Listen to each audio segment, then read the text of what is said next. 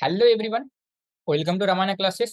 आज हम लोग इस वीडियो में जेई एडवांस का question as well as JEE mains का जो क्वेश्चन आता है depend on the Cayley Hamilton theorem, उसका हम लोग शॉर्टकट सीखेंगे।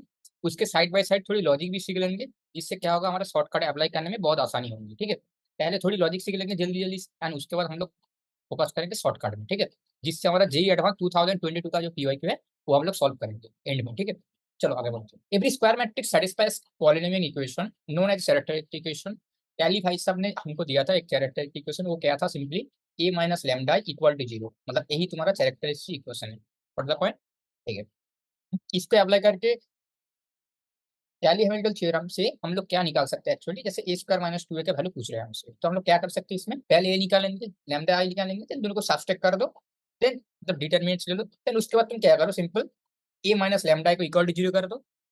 देखो ए माइनस लैम्डा ही था, तो two minus lambda three and one minus lambda था, तो हम लोगों ने क्या करा, डिटरमिनेंट को ओपन कर दिया। उसके बाद हमारे हमको क्या करना पड़ेगा, हमारा कैरेक्टरिस्टिक इक्वेशन क्या था, A minus lambda equal to zero. तो A minus lambda equal to zero करूंगा मैं, तो क्या होगा, lambda square minus two lambda minus three equal to zero. तो सिंपली हमको क्या मिल जाएगा, हमसे A square minus two I equal to three I मिल जाएगा। तो यही हमारा आंसर था। ठीक है, ये तो बहुत लेंदी चौड़ी मेथड था। अब हम लोग शॉर्टकट सीखेंगे कुछ टाइम बाद, जिसमें हमारा विद इन सेकेंड आंसर आएगा। ठीक है, I promise with in second answer है। ठीक है, चलो आगे बढ़ते हैं इसके बाद जल्दी से। अब एक थ्री कॉस थ्री का भी देख लेते हैं, क्योंकि तुम्हारे ही जब मैं शॉर्टकट अप्लाई करूंगा तब तुम्हारी हेल्प होगी। ठीक है, तो A minus lambda equal to zero करो, जैसे नॉर्मली तुम टू कॉस टू के लिए करे, ऐसे थ्री कॉस थ्री के लिए हम one minus lambda zero, zero one minus lambda one, zero minus two four minus lambda.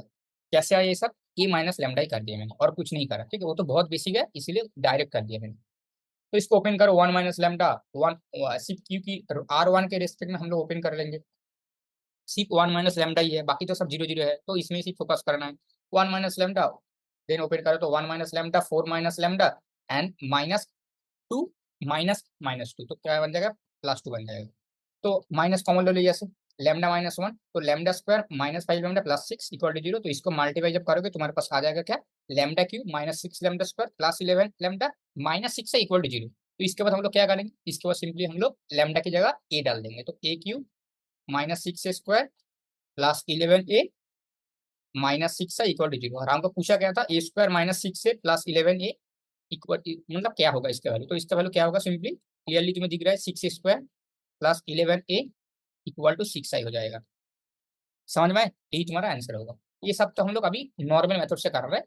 सो हमारे सामने शॉर्टकट आ चुका है, और टू कॉस टू मेथड को अच्छे से देख लो एंड फॉर्मेट को अच्छे से देख लो, विद इन सेकंड सॉल्व करेंगे, मैंने प्रॉमिस किया था एंड सॉल्व करेंगे। देखो तो क्या होगा, ए स्क्वायर माइनस होगा हमेशा, माइनस ट्रेस, ट्रेस ऑफ, ये जो मैट्रिक्स था ए, इसका ट्रेस देखो, ए प्लस डी जो इसका ट्रेस था, इसको लिख दिया A plus D plus determinant of A into Y equal to zero. यही फॉर्मेट हमेशा फॉलो होंगे, कोई भी टू कॉस टू का कैली हैमिल्टन थ्योरम का जो बड़ी बड़ी पावर सवाल आता है वो सवाल आराम से सॉल्व होगा।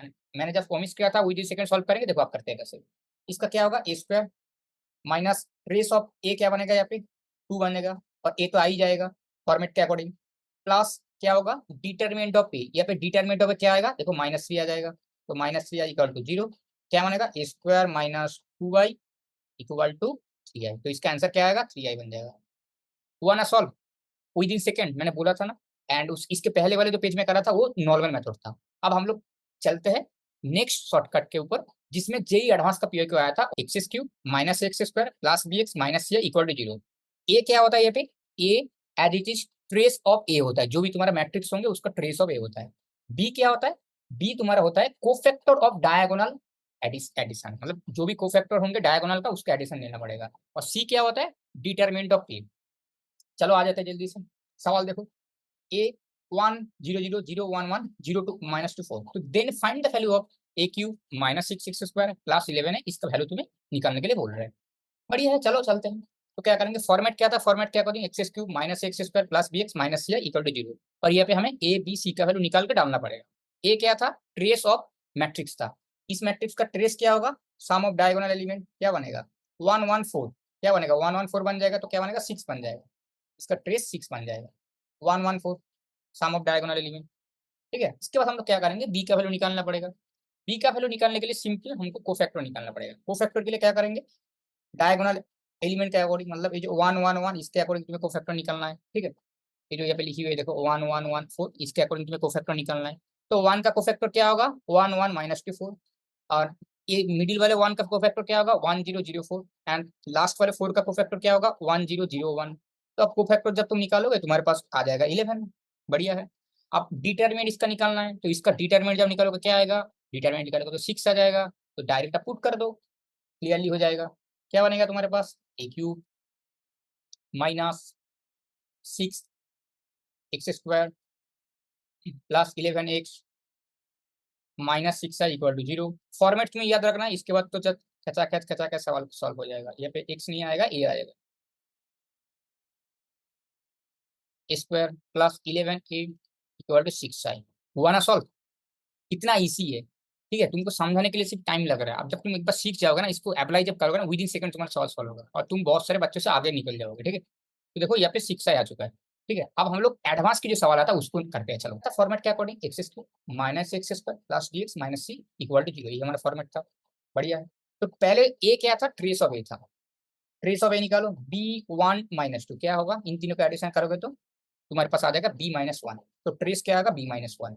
आप कोफैक्टर निकालो, आप कोफैक्टर निकालने जाएंगे तो क्या आएगा, आएगा b का कोफैक्टर मतलब d है भाई।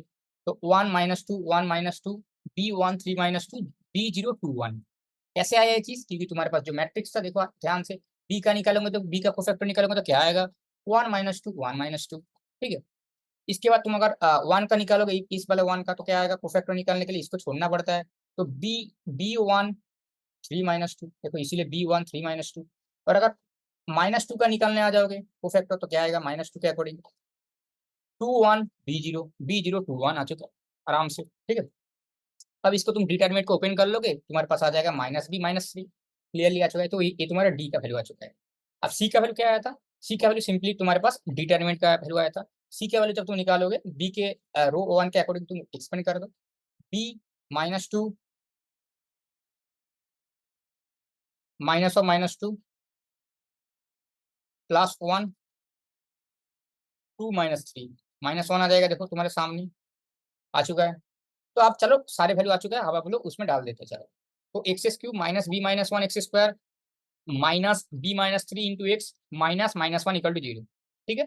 कि कैसे आया ये चीज, क्योंकि आप अभी हम लोगों ने फॉर्मेट देखा था ऊपर में, देखो एक्स स्क्वायर ए की जगह हम लोगों ने डाल दिया b-1, एंड डी की जगह हम लोगों ने डाल दिया -b - 3, सी की जगह एज वेल हम लोगों ने डाल दिया -1, ठीक है।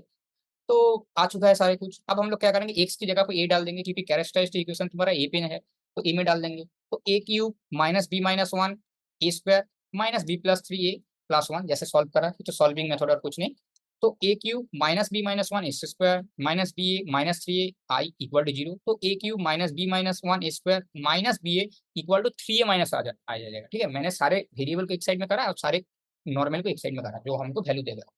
अब हमें पूछा क्या था सवाल में, अब देख लेते हैं। पूछने से पहले सवाल वाले ने बोल भी दिया था a7 -b - 1 a6 -ba5 a singular matrix है। अब सिंगुलर, कोई भी सिंगुलर मैट्रिक्स का डेफिनेशन क्या होता है, डिटरमिनेंट है इक्वल टू 0। तो मतलब ये पूरे का डिटरमिनेंट क्या होना चाहिए तुम्हें, पूरे का डिटरमिनेंट 0 होना चाहिए, ठीक है। यही तुम्हारा नॉर्मल बेसिक मेथड था। तो पूरे का इक्वल टू 0 कर दो, पूरे का इक्वल टू 0 कर दिया। फिर मैंने क्या करा, a4 को कॉमन ले लिया, कॉमन ले लो a4 को। और ये पूरे का वैल्यू क्या था, देखो 3a - i था, तो इसमें डाल दो 3a - i। अब कोई भी चीज का अगर मल्टीप्लाई 0 है तो उसका मीनिंग क्या होता है, हर एक चीज 0 0 होता है सिंपली। जैसे क्वाड्रेटिक इक्वेशन में तुम करते थे, तो 3a - i इक्वल टू 0 बन जाएगा। तो 3a - i तुम कर लोगे, यहाँ पे a था b0 1 2 1 - 2 3 1 - 2, जो क्वेश्चन में गिवन था a का वैल्यू। उनमें हम लोगों ने क्या करा, 3 से मल्टीप्लाई कर दिया। मल्टीप्लाई करेंगे तो ये चीज आ जाएगा, देखो आंखों के सामने। और आई तो तुम्हारा तुमको पता ही है, कोई भी 3 cos 3 के लिए क्या होता है 1 0 0 0 1 0 0 0 1।